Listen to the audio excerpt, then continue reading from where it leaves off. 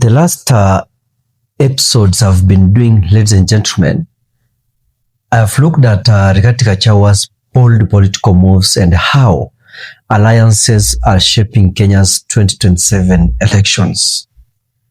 Now, I want to shift focus to one of the most controversial ideas that has been floated in political debates, whether President Ruto and Raila Odinga could work together in 2027. Some leaders have whispered about this possibility, but the reality on the ground shows that it would be almost impossible. Welcome to my YouTube channel, and if you are new here, remember to hit the subscribe button and turn on the notification bell so that anytime I do my videos, you don't miss them. I want to tell you that Kenya's politics is getting into shape. Now, let's dive into the question that has shocked many Kenyans. Can a Ruto Raila ticket really happen? And if it does, will it win? Unajua, last week tumeona Raila Odinga akikaa place ambayo Kithure Kindiki anafaa kuwa nakaa. Kuna vitu Kithure Kindiki anafaa kuwa anafanyia the president, but the president is doing them with Raila Odinga.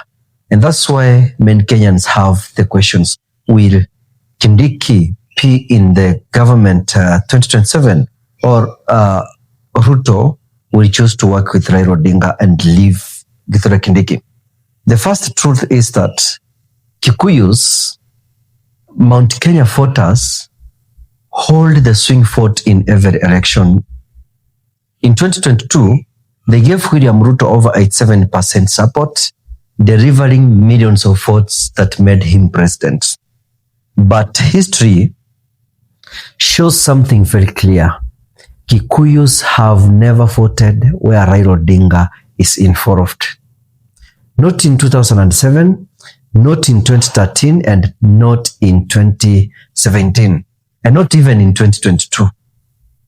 Raila remains the one leader Mount Kenya has consistently rejected.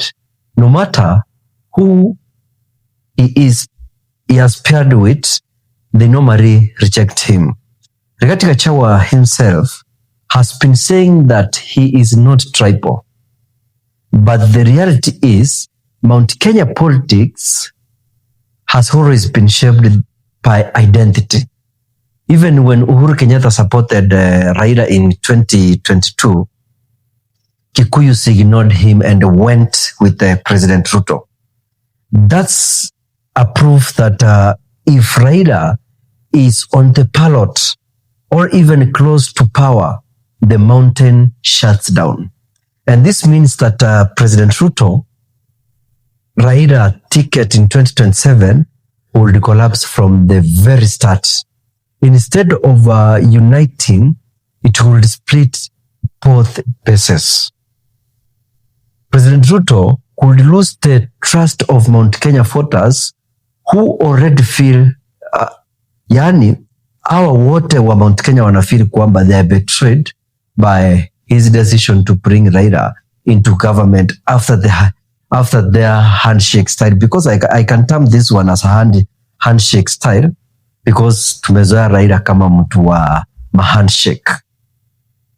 Raila, on the other hand, would lose many of his loyal supporters who see Ruto as the symbol of betrayal, high taxes, and Gen Z oppression.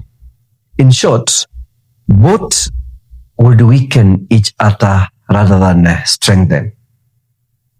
The opposition knows this, and that is why figures like Gachawa, Kalonzo, and even Matiang'i are quietly smiling, because the more Ruto leans on Raila, the more Mount Kenya rebels.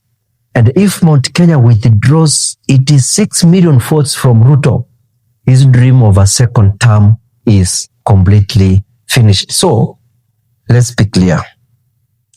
A Ruto Raila ticket cannot win in 2027.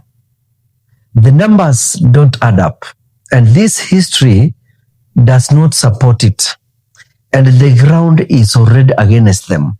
And this is why Moses Kuria and other insiders are warning Kenya Kwanza that the mountain could shift entirely to the opposition in 2027. Ukiona watu wameanza kuondoka kwa serikali wakitafuta mingano ingine, then it means that where they're joining kuna hopes. So what do you think, ladies and gentlemen? Can Ruto and Raila ever convince Mount Kenya to support them together? Or is this just a political fantasy that will die before 2027? Drop your thoughts in the comments below, and remember to subscribe to my YouTube channel, DMTV Kenya, for more deep analysis of politics that matter to you.